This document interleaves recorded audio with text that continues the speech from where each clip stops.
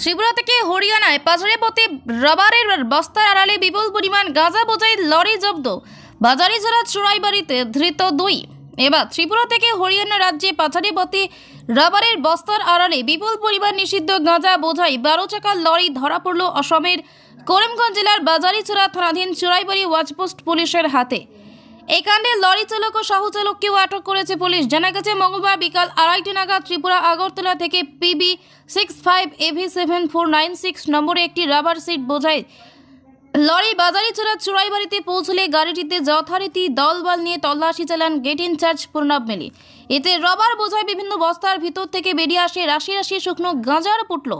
এতে আটক করা হয় লরি চালক ও সহচালককে। তাদের নাম যথাক্রমে বলবীর সিং ও বিজয় কুমার, বাড়ি পাঞ্জাবে। এই সংবাদ সংগ্রহ পর্যন্ত পুলিশি অভিযান চলছে, তাই বাজেয়াপ্ত গাঁজার সঠিক পরিমাণ এখনও জানা যায়নি।